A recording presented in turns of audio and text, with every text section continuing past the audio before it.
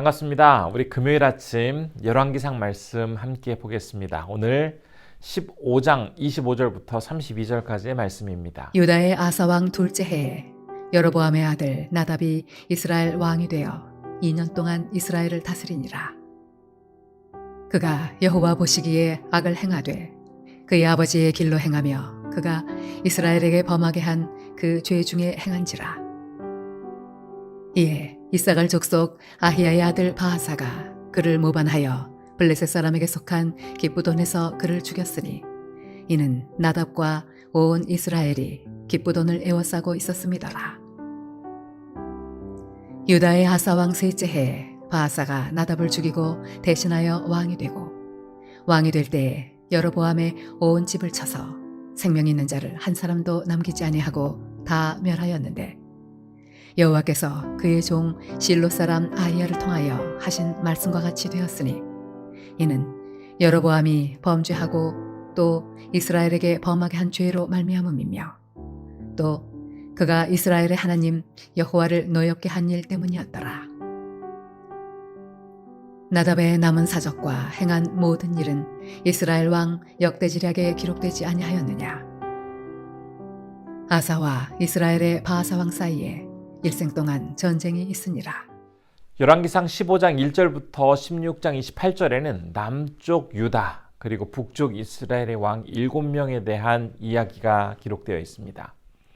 15장 1절부터 24절에는 남쪽 유다에서 활동했던 2명의 왕 이야기인데요.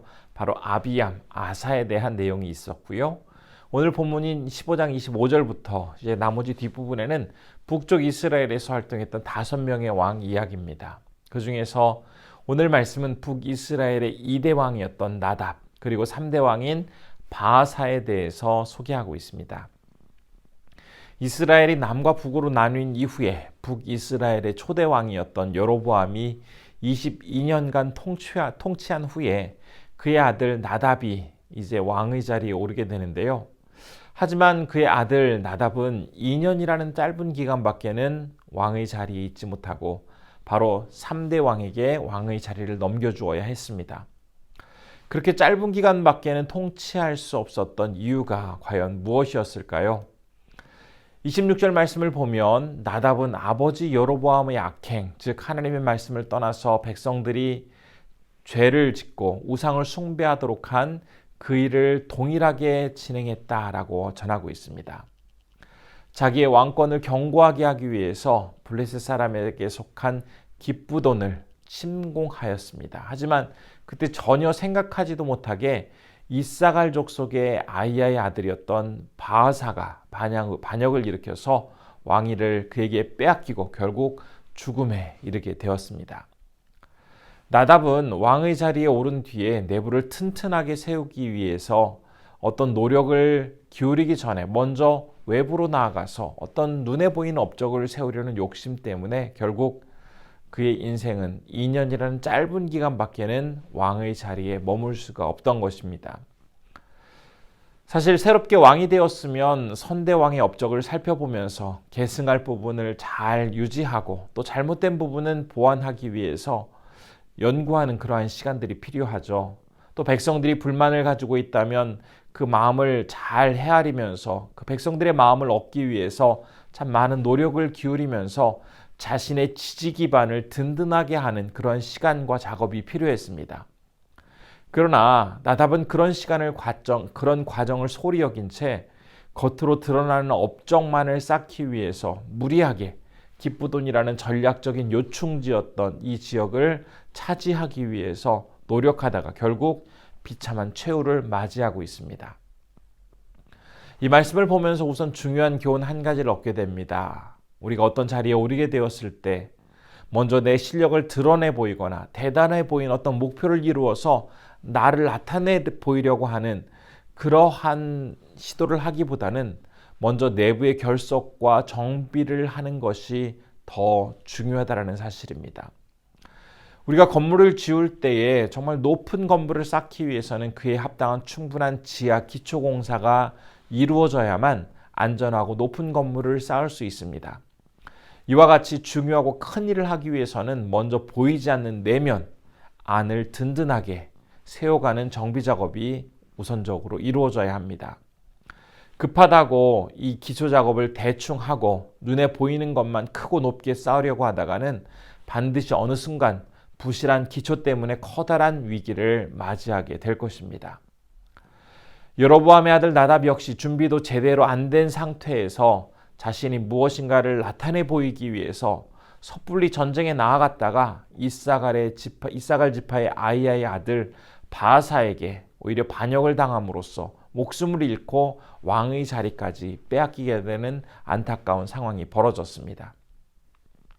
그런데 여기서 더 비극적인 결과에 대해서 본문은 이야기하고 있습니다. 나답 한 사람의 죽음으로 이 일이 끝나는 것이 아니라 29절 말씀을 보면 바아사는 여로보암의 모든 후손들을 한 사람도 남기지 않고 다 처형했다라고 합니다. 여로보암의 가문이 몰락하고 있는 것을 보여주고 있습니다. 하나님을 떠나서 자기 생각대로 사는 사람들, 그들은 지금 본문에 나답이 보여주고 있는 이러한 행동을 할 때가 참 많죠. 더 높은 지위, 더 많은 재물, 더 풍요로운 삶을 살기 위해서 사람들로부터 대단하다는 인정, 부러움을 사기 위해서 참 많이 경쟁하고 욕심에 사로잡힌 채 살아가게 됩니다.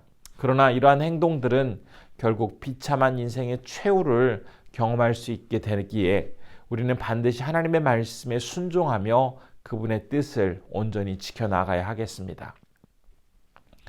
다음으로 오늘 말씀 속에서 우리가 살펴볼 수 있는 또 다른 교훈이 있습니다. 29절 말씀을 보면 지금 일어난 모든 일은 하나님께서 앞장인 열왕기상 14장 14절에서 실로 사람 아이야를 통해서 예언했던 그 내용이 아주 고스란히 이루어지고 있다라고 증거하고 있습니다.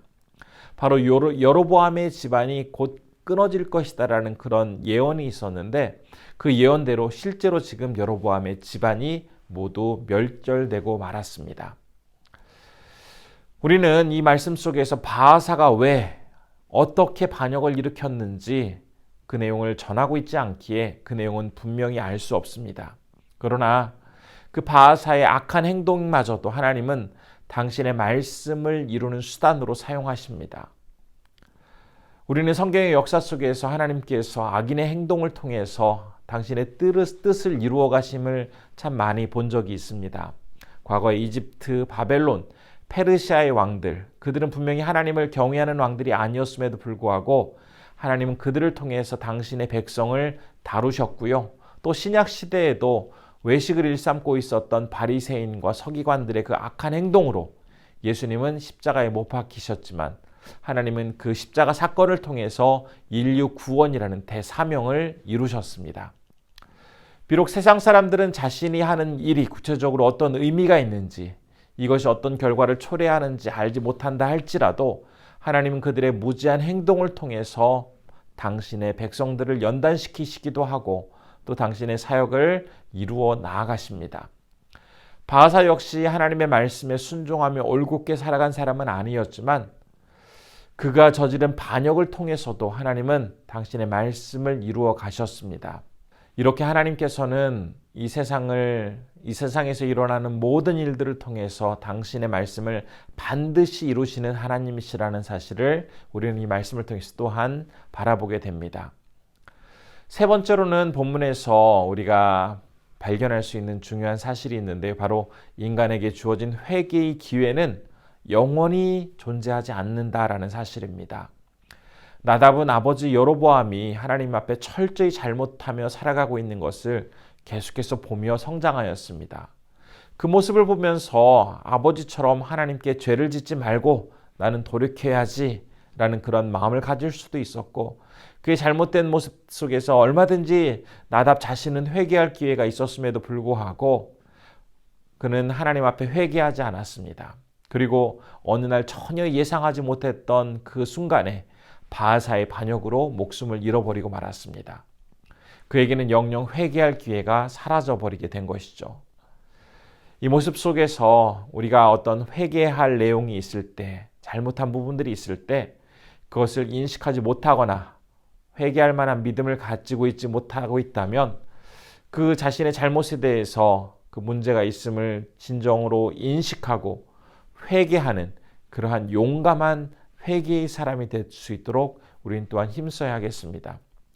이런 회개의 기회가 주어졌음에도 불구하고 그것을 알지 못한 채 살아가는 것은 정말 안타까운 모습이기 때문입니다. 이 시간 북이스라엘의 2대 왕이었던 나답, 그리고 그가 세 번째 왕인 바하사에 의해서 왕위를 물려주게 되어지는 이 장면 속에서 이 짧은 내용이지만 우리는 세 가지 깊은 영적인 가르침을 살펴보았습니다. 오늘 말씀을 통해서 우리는 다시 한번 하나님 앞에 온전한 모습으로 서기를 결단해야 할 것이고, 또한 우리에게 주어진 그 기회 속에서 회개하기 위해서 노력해야 하고, 또한 하나님은 그 말씀을 성실하게 이루어 가시는 신실하신 분이라는 사실을 다시 한번 기억하며 오늘 하루 하나님과 함께 귀하게 살아가시는 우리 성도님들 되시기를 바랍니다. 기도하겠습니다. 첫 번째로 하나님 말씀에 온전히 순종하지 않으며 자기 욕심을 위해 살아간 나답의 잘못을 거울 삼아서 나는 겸손히 주님의 뜻을 따라 성실히 살아가는 자 되게 하옵소서라고 기도해 주시고요. 두 번째로 필리핀 정성호 김선자 선교사님 감당하시는 경찰학교 사역에 놀라운 은총이 가득하도록 기도해 주시면 좋겠습니다. 기도하겠습니다.